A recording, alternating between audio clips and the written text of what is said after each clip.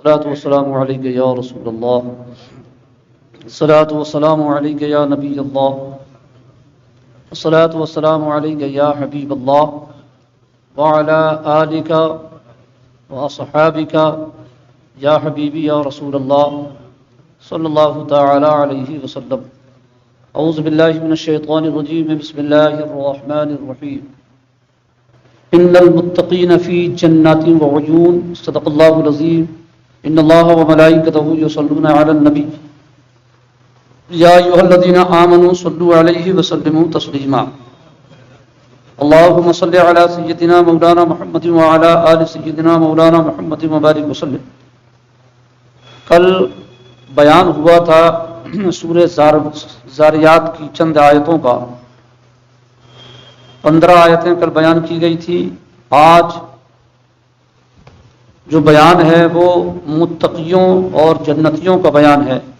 اس سے پہلے جو بیان ہوا تھا اس میں کفار و مشرکین اور قیامت کو جھٹلانے والے حضور سرور کون و مکان صلی اللہ علیہ وسلم کی باتوں کا انکار کرنے والوں کا بیان تھا. آیت نمبر 15. بسم اللہ الرحمن الرحیم. ان المتقین فی جنات و عیون. بے شک پرہیزگار باغوں اور چشموں میں ہیں. بے شک پرہیزگار باغوں اور چشموں. باغ سے مراد جنت اور چشموں سے مراد وہی چشمے جو جنت میں بہ رہے ہوں گے. جنتی نہر جو ہے وہ زمین کے اوپر سے بہے گی اور دنیاوی نہر زمین کھود کر کے بہائی جاتی ہے. جنتی نہر کے لیے زمین کھودنے ودنے کی ضرورت نہیں، بلکہ وہ زمین کے اوپر بالکل سیدھی سیدھی بہے گی. وہ بھی فرمایا آخذین ما آتاہم ربہم، اپنے رب کی عطائیں لیتے ہوئے. جنتیوں کے بارے میں بتایا اپنے رب کی عطائیں لیتے ہوئے. انہم کانوا قبل ذالک محسنین، بے شک وہ اس سے پہلے نیکوکار تھے. یعنی دنیا میں انہوں نے نیکی کی زندگی کو اختیار کیا، اعمال صالحہ کو اختیار کیا. اس کی برکت سے اللہ تعالیٰ نے جنت اور اس کے چشمے انہیں عطا فرمائے.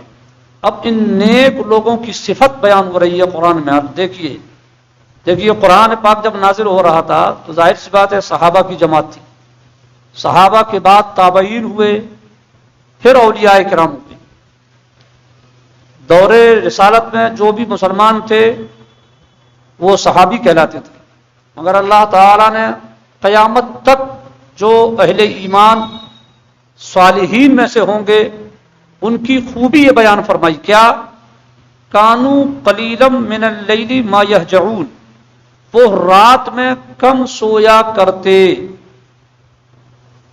جو جنت میں رہیں گے، جنت کے چشمے جنہیں عطا فرمائے جائیں گے، رب کے کرم کی بارشیں جن پر ہوگی، ان کی صفت یعنی خوبی رب نے بیان فرمائی کہ وہ دنیا میں کیسے زندگی گزارتے تھے. رات میں کم سویا کرتے. مطلب وہی ہوا کیا؟ اس کا مطلب یہ نہیں ہے کہ 2 بجے تک موبائل چلاؤ، 2 بجے تک منڈی کے چوراہے میں گپ سڑا کے مارو اور 3:30 بجے سو. یہ ان لوگوں کا بیان نہیں ہے.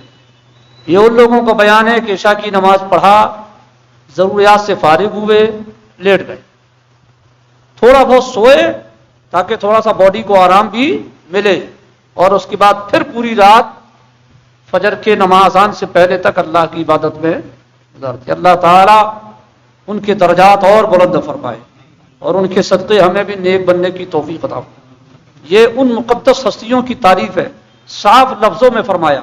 اور ہمارا یہ یقین ہے کہ اللہ کے ولیوں نے اسی آیت پر عمل کرتے ہوئے ساری زندگی گزاری ہے. کانوا قلیلا من اللیل ما یہجعون، وہ رات میں کم سویا کرتے. حضرت عمر فاروق اعظم رضی اللہ تعالیٰ عنہ فرماتے ہیں کہ عشاء کے بعد اگر کوئی کام نہیں ہے تو پھر تمہارا ایک کام ہونا چاہیے کہ سو جاؤ. کوئی کام نہیں ہے تو پھر ایک کام ہونا چاہیے، سو جاؤ. اور اگر کوئی کام نہیں ہے پھر بھی تم نے پوری رات کو یوں ہی لہو و لعب میں گزار دیا تو سرکار فاروق اعظم فرماتے اس سے بڑا بے وقوف کوئی نہیں. رات اللہ والوں کے لیے بہت خاص معنی رکھتی ہے. جتنے بھی بزرگان دین کو جو بھی مراتب اور منازل ملے ہیں وہ سب شب بیداری اور تہجد گزاری میں ہی ملے ہیں. فرمایا وبالاسحار هم یستغفرون، اور پچھلی رات کو استغفار کرتے ہیں. سبحان اللہ.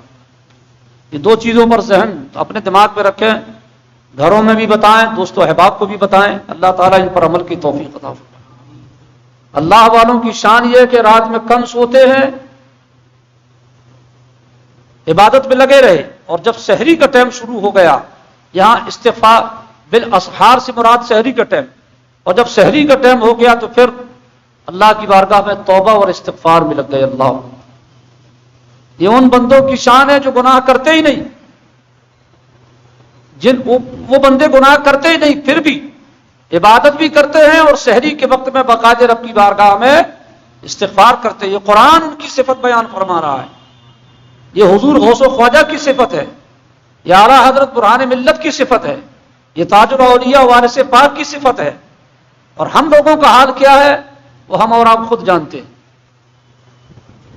اللہ تبارک و تعالی اپنے محبوب پاک صاحب الاوراق علیہ السلام کے صدقے ہمیں اپنی زندگیوں کو بدلنے کی توفیق رفیق عطا فرمائے. بزرگان دین فرماتے ہیں مخصوص قسم کی دعائیں سحری کے ٹائم کیا کرو. اگر کوئی مصیبت اور بلا گرفتار کسی میں پریشانیوں میں مبتلا ہو تو سحری کے وقت میں اللہ کی بارگاہ میں نوافل پڑھ کر کے دعاؤں میں مشغول ہو جاؤ.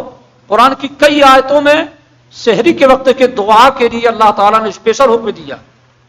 اس لیے فرمان مصطفیٰ ہے کہ سحری کے وقت بھی دعائیں قبول ہوتی ہیں. نا سنا ہوگا آپ نے نا، رمضان شریف میں افطار کے وقت دعا قبول ہوتی ہے، اور تو وہ صرف رمضان کے لیے نہیں ہے، ہمیشہ کے لیے ہے کہ سحری کے وقت میں اللہ کی بارگاہ میں دعائیں قبول. کیا صفت بیان کی، اللہ اکبر اللہ اکبر. حضور وارث پاک کا بیان ہوا. حضور وارث پاک کے بارے میں ملتا ہے آپ گدا تک کبھی نہیں بچھاتے. آپ بھی بچھاتے ہیں، ہم بھی گدا بچھاتے ہیں، وہ ایک الگ بات ہے، جائز ہے، بچھا سکتے ہیں، سو سکتے ہیں. مگر اللہ والوں کی شان دیکھے وہ گدا بچھا کر کبھی نہیں لیٹتے، یوں ہی چٹائی میں لیٹتے اور ہاتھ کو ایسے تکیہ بنا کر کے، ہاتھ ہی کو تکیہ بنا کر لیٹتے. بزرگان دین فرماتے ہیں یہ بزرگوں کے سونے کے طریقے ہیں. اس سے کیا ہوتا ہے، تھوڑا سا آرام بھی ہو جاتا ہے اور نیند بھی کھل جاتی ہے. تھوڑا آرام بھی ہو گیا اور تھوڑا سا ادھر ادھر ہوا تو نیند بھی فوراً کھل گئی، اور جب نیند کھل گئی تو اللہ کے عبادت میں مشغول ہو گئے. وفی اموالہم حق للسائل والمحروم، اور ان کے مالوں میں حق تھا منگتا اور بے نصیب کا، یعنی مانگنے والوں کا اور مسافروں کا. وفی الارض آیات للموقنین، اور زمین میں نشانیاں ہیں یقین والوں کے لیے. زمین میں نشانیاں ہیں یقین والوں کے لیے. وفی انفسکم، اور خود تم میں، افلا تبصرون، کیا تمہیں سوجتا نہیں ہے؟ اپنے ہی ذات پر ذرا غور کر لو. اللہ نے تمہارے ہی جسم میں، تمہاری ہی ذات میں تمہارے لیے غور و فکر کی بہت سی چیزیں رکھی ہیں. وفی السماء رزقکم وما توعدون، اور آسمان میں تمہارا رزق ہے اور جو تمہیں وعدہ دیا جاتا ہے. حضرت وارث پاک رحمت اللہ تعالی علیہ سے کہا گیا، کسی نے کہا کہ حضور بہت غریب ہوں، دعا کر دیں امیر ہو جاؤں، اچھا خاصا پیسہ ہی سے آ جائے. تو دیکھیے امیر ہونے کی دعا کر سکتے ہیں، نیت اچھی ہو تو کہ امیر ہوں گے تو یہ کام کریں گے وہ کام کریں گے. مگر حضور وارث پاک نے فرمایا اچھا یہ بتاؤ کہ جس کا شوہر جاگ رہا ہو اور کمائی کر کے لا کر کے دے رہا ہو، بہترین پوری تیاری کر کے کمائی کر کے لا کر کے لوگوں کو دے رہا ہو اپنی بیوی کو، تو وہ بیوی کو رات میں آرام سے سونا چاہیے یا نہیں؟ اس لیے کہ اس کا شوہر تو اسے کما کر لا کر کے دے رہا ہے اور وہ کمانے کے لیے جاگ رہا ہے، تو بیوی کو اس میں ٹینشن کی ضرورت. ایک مثال دیا یہ بزرگی والی بولی میں کہ جس کا شوہر کماتا ہو بیوی کو اس میں ٹینشن کرنے کی ضرورت. آپ کا کہنے کا مطلب یہ تھا کہ اللہ رب العزت نے تیرا رزق اپنے ذمہ کرم میں لے لیا ہے. اللہ رب العزت نے تیرا ہر بندے کا رزق اپنے ذمہ، وما من دابۃ فی الارض الا علی اللہ رزقها. اس آیت مبارکہ میں اللہ نے فرمایا اللہ نے اپنے ذمہ کرم میں لے لیا ہے زمین میں ہر چلنے والوں کے لیے تو حضور وارث پاک کا مطلب یہ کہ جب خدا نے خود تمہارے رزق کا ذمہ لے لیا ہے اور وہ تمہیں رزق پہنچائے گا تو تمہیں رزق کے معاملے میں پریشان ہونے کی ضرورت. یہ بزرگوں کی بولی ہے، حالانکہ حلال طریقے سے رزق کمانے کے لیے مکمل جد و جہد کیا جا سکتا ہے. اللہ تعالی ان بزرگوں کے نقش قدم پر چلنے کی توفیق رفیق عطا فرمائے. آخری آیت فَوَرَبِّ السَّمَاءِ وَالْأَرْضِ، تو آسمان اور زمین کے رب کی قسم، اِنَّهُ لَحَقٌّ مِثْلَ مَا أَنْتُمْ تَنْطِقُونَ، بے شک یہ قرآن حق ہے ویسے ہی زبان میں جو تم بولتے ہو. یعنی حضور سے فرمایا گیا کہ اے محبوب آسمان و زمین کی قسم یہ قرآن حق ہے جیسا آپ بولتے ہو. اللہ تبارک و تعالی اپنے حبیب پاک صاحب الاوراق صلی اللہ علیہ وسلم کے وسیلے سے ہم اوراق کو ان بزرگوں کے اسوہ حسنہ کو اپنانے کی توفیق رفیق عطا فرمائے.